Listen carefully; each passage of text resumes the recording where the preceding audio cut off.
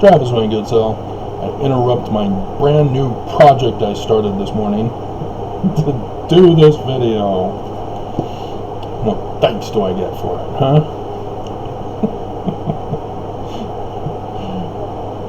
My apartment, now that one of the tenants is still in the hospital with coronavirus, has now all of a sudden decided to have a sanitation station at the front door desk. Too little, too late. You don't get to be the good guy when you come after the fact to do the right thing. You're supposed to have done the right thing from the beginning. People in charge of this building refuse to do so. And thus the consequences are because of their inaction. Likewise, the news were all excited when President Russell M. Nelson finally came out with a statement saying that Mormons should wear masks and vaccinate. Where were they in the beginning? Again, you can't claim to be the good guys when you're late to the game. Over 4,000 Utahns are dead. There are Mormons around the world who are dead. And so Nelson, what was he doing in the beginning? Oh, 2 coronavirus fast cures, the master healer Jesus, healing power of gratitude, and attending church to cure it? Church is the super spreader. No, he does not get to claim to be the good guy. And this has to do with the perception of religious leaders among the world versus religious prophets of Mormonism. See, Mormons are not Christian. Mormons do not understand this. So when the news, talks about the church coming out and finally telling Mormons to wear masks and vaccinate, they don't understand how in Mormonism a prophet claims to speak directly to physical Jesus. Again, Mormons are not Christian. If they understood this, they would know that Christians believe in Trinity Jesus created by Constantine. And this is why the news media and Christians in the world do not understand Mormonism. That it's not Nelson finally being a good religious leader and coming out and telling Mormons to mask and vaccinate. No, for Mormons it's revelation from Jesus to now mask and vaccinate. But as you can see from the stats, Mormons aren't very obedient.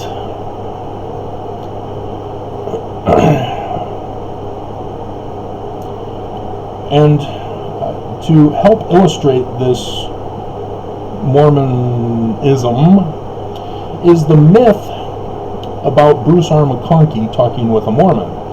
And the Mormon asked Bruce R. a question, saying, "Have you seen Jesus?" Because, again, Mormons believe in the physical reality of Jesus, wanted to know if Bruce R. had seen Jesus. Bruce R. responded, according to the myth, "I will forgive you if you will forgive me for asking, I will forgive you for I'm screwing this up. If you forgive me for not answering, I will forgive you for asking. And so that was the Mormons' answer. He has seen him! And Mormons go nuts and gaga over his final testimony in conference before he died, thinking that I will know no better then than I know now. And again,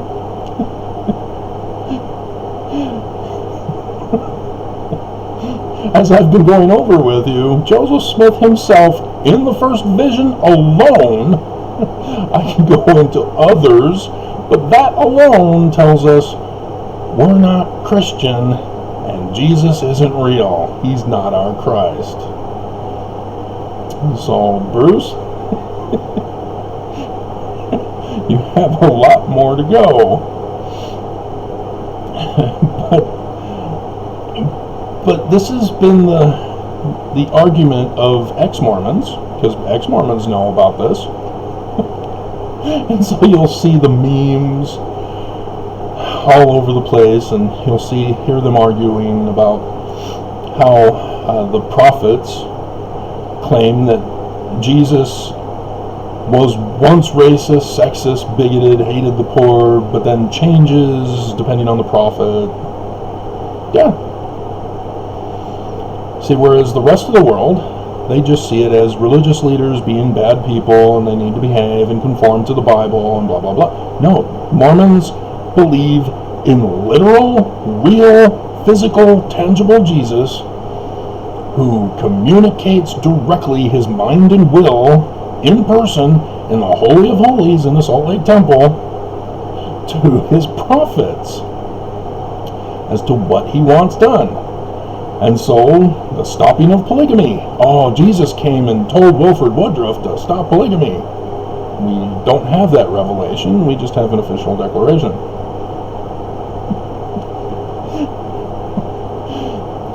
Or the windows of heaven. Jesus now demands protection racket for tithing. Well, it's already been done from Brigham Young. The windows of heaven, Lorenzo Snow. And so on and so forth. And so 1978, when I'm just an 8-year-old boy, just been baptized the month before, lying on my mom's lap in conference, well, in the Stake Center watching conference, and Eldon Tanner gets up, and I didn't know him from Adam. I didn't know Adam. But gives his infamous declaration, which became the official declaration. Again, no revelation, just an official declaration. And it's not even put in the Doctrine and Covenants. And I'm hearing the audience murmur, and I'm getting up from my mom's lap, and I'm looking around, and what's going on? No clue. Went right back down.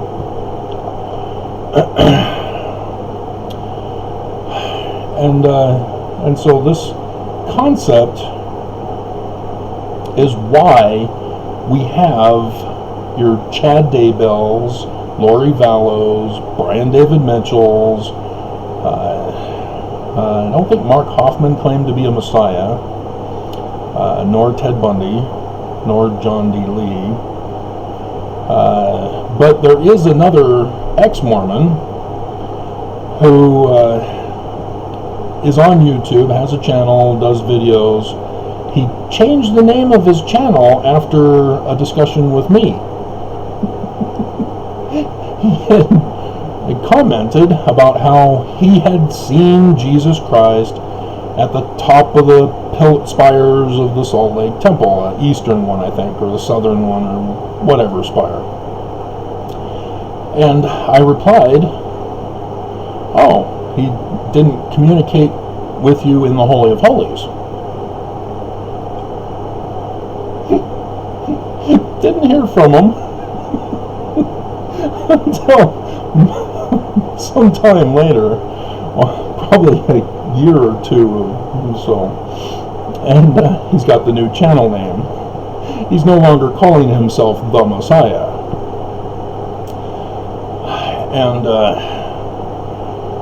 And then he went and made a comment that I had no choice but to ban him for. He was now telling me what's what and wherewith and wherefore. So, this is why Mormons are unique and different from Christians, and they do not get it. So, I'm going to pause here for a minute, well, stop the video, and then carry on. Okay, so ex-Mormons know that Thomas B. Marsh's 8-year-old boy had spoken with Joseph Smith, telling Joseph about having seen Heavenly Father and Jesus, and communicated with them. This was in 1838. And sound familiar? Yes. That's when Joseph Smith then got inspired to say, oh, yeah, I'll do my history and tell about my having seen Heavenly Father and Jesus Christ. So there. And yes, the first vision is not only is Jesus not real, and is an anachronism when you place Constantine's Jesus back onto what was apocalyptic literature, but Mormons aren't even supposed to be Christian, let alone have Jesus as their Christ and claim to be Christian. And I've gone over with you, the Mormon Christ is named Amen. Comes from Isaiah. It's an Egyptian god, noonday sun, etc., etc., etc. Even though Mormons are like clueless on it, because the living prophets keep telling Mormons, or letting them lead on to believe, that the real physical Jesus sees them, despite all of the things that make you go, wait a minute, Jesus would never ask him to do that, and he's doing that. Parable of the talents for tithing? What? That's for saving souls. You're supposed to be spending that money on helping Mormons prosper. So, yeah.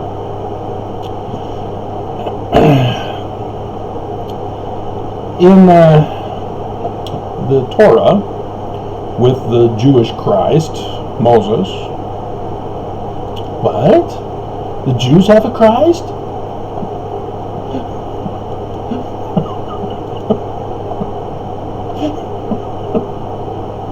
Oh my God! Let's see, is it 6:12 or 12:6? I think it's 12:6. Yes. In Numbers chapter 12, Miriam and Aaron, the siblings of Moses, are thinking that because Moses married that Ethiopian woman, that therefore he's a fallen prophet and needs to have his siblings take over. So the Lord himself comes down in a pillar of a cloud and stood in the door of the tabernacle to tell Aaron and Miriam a thing or two. In verse 6, and he said, "Hear now my words, read my lips. No new taxes. If there be a prophet among you, I, the Lord, will make myself known unto him in a vision, and I will speak unto him in a dream."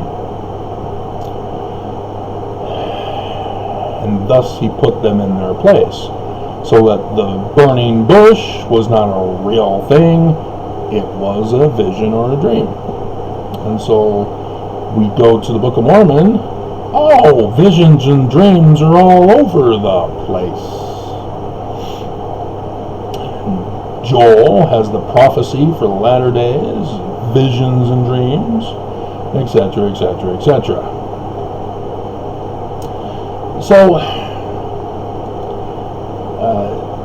it should be a common thing then for Mormons to dream of Jesus. My second ex said she dreamed of Jesus, who was 8 feet tall, who had to bend down to give her a big hug. So, that's cool. There are traumas in people's lives. To have a dream like that would give them hope to carry on. But if you're Christian, that's blasphemy. Because Trinity Jesus has no physical body, even though it's a dream. And yet Mormons believe that dreams are your spirit separating from your body, which we all know is physical death, and going out and communicating with other spirits. Oh my God! Do you now understand Chad and Lori and Brian and all those other wackos? Yeah, when you do not understand Mormon doctrine correctly, you create your own Mormon doctrine. Sometimes a cigar is just a cigar.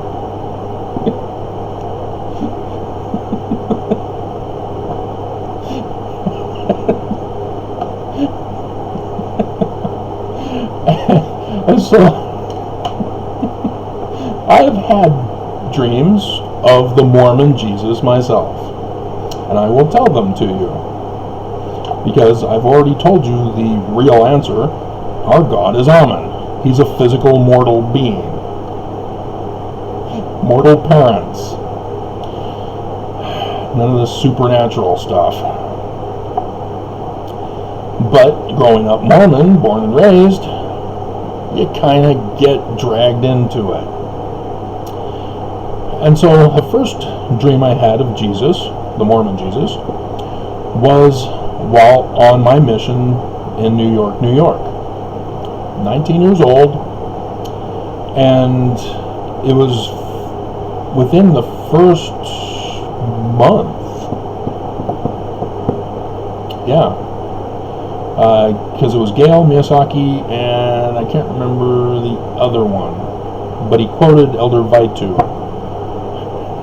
Every day's a P-Day.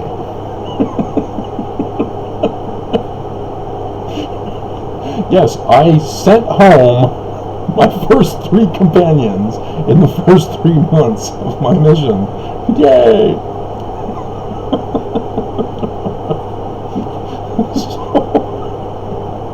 So yeah, it was great as I was living in the Pleasure Dome, as it was called, until the new generation of elders came in and didn't know about Mad Max Beyond Thunderdome. Called it the Pleasure Palace or something like that. But nonetheless, the dream involved me in the black suit, white shirt and tie, and I'm sitting in a obviously priesthood meeting of some kind, and it's in a stake center that Mormons have, so it's a little bit larger than ward houses, and the whole chapel was packed with men sitting, tight, and the overflow into the cultural hall. Yes, if you're familiar with the Freemason cultural halls, that's exactly why Mormons call theirs the cultural hall. All the way back as well. So the place was packed, and there were leadership, likewise, all on the pulpit seating.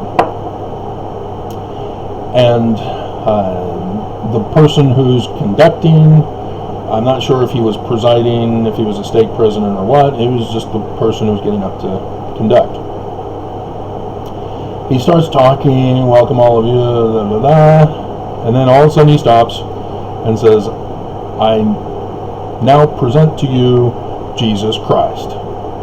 And so behind me, as I'm facing the pulpit, I'm on the left aisle rows. And so I look back, because he came from the chapel door behind me. And he comes in, and he's got men in suits walking with him, as if they were security or something. The church prophets have security guards. They're loaded with guns. So they will shoot to kill.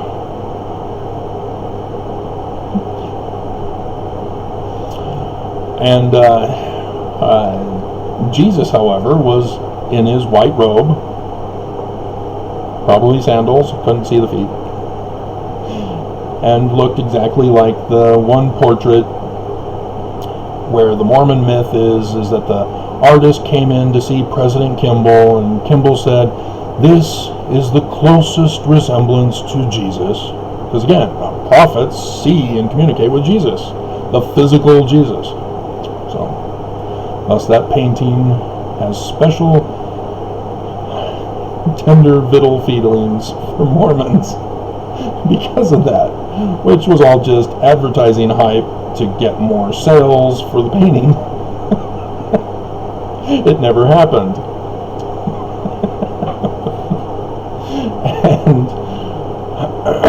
And so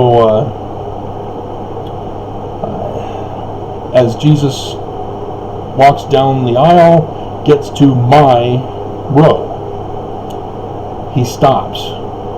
He looks at me, and I'm looking at him, and he telepathically tells me, you almost made it. You almost didn't make it. I almost made it, almost didn't make it. Almost didn't make it. And I immediately wake up. And I'm like, I almost didn't make it? What? And so I'm like, what did I do that almost caused me not to make it? And what am I not making? So I can only assume making it on my mission, I guess, but that was dream number 1 of the Mormon Jesus. I told that on a date with a woman once, as we were in the Joseph Smith Museum, or the Church History Museum, in the basement level, and I confided in her with that dream, and she ghosted me after that. Again, in Mormon's perspective, we, lowly scum, are not allowed to see Jesus. Only the prophets. So for me to have seen and spoken with Jesus, that's Mormon blasphemy. I have to deny that I had the dream, that I had the vision, and I felt like King Agrippa.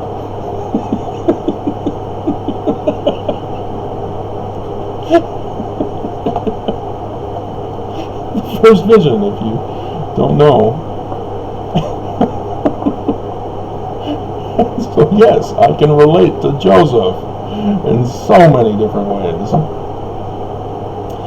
And so, dream number 2. This was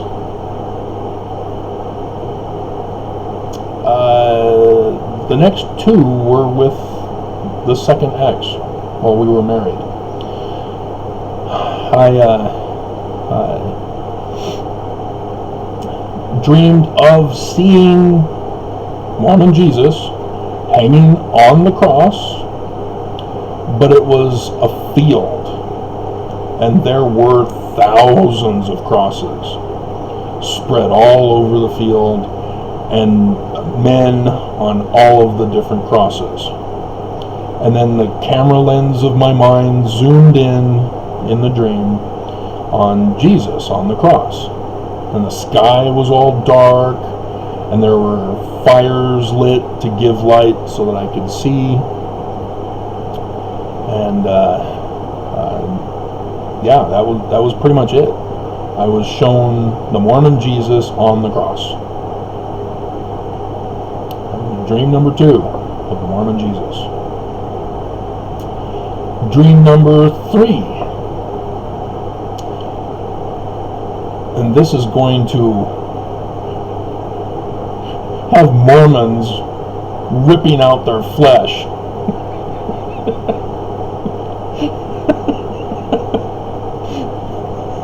Because remember, the ex-Mormon who thinks he's the Messiah, who changed his name after I said, well, you didn't see him in the Holy of Holies? Guess what number 3 dream was? That's right. I am in the Holy of Holies, in the Salt Lake Temple. I have never seen it before. I have heard, because people said, oh yeah, the Holy of Holies is right behind that plant. It's purposely there so that people don't go in. I have never seen it, never knew what was inside, never knew what it looked like. In my dream, I was in it. I saw what was in there. And then Jesus comes down in a pillar of light. I see his full glory. See, Mormons are already ripping the flesh off their skin, going nuts. And we talk about the latter days.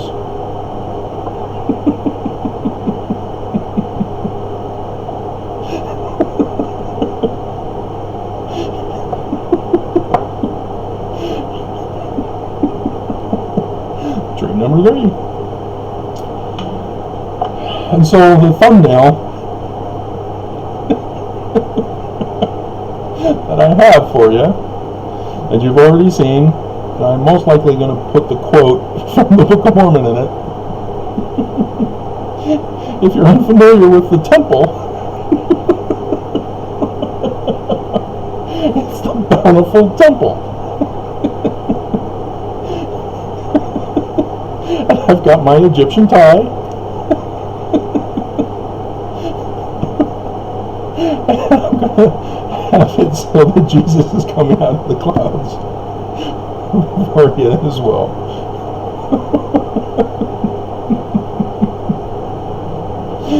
Oh, just hilarious. And if you don't know, in the temples, Mormons are given a new name. And anybody can be reminded of their new name by Google searching. There are sites now that tell you when you went through the temple the first time what your new name is, by knowing the date of when you went in. So May 6th, 1989 was when I went in. And it was under Benson. So Benson was doing the Book of Mormon names.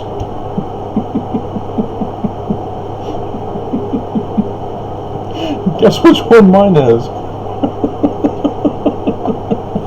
Again, Mormons are now peeling off the bone. Going berserk.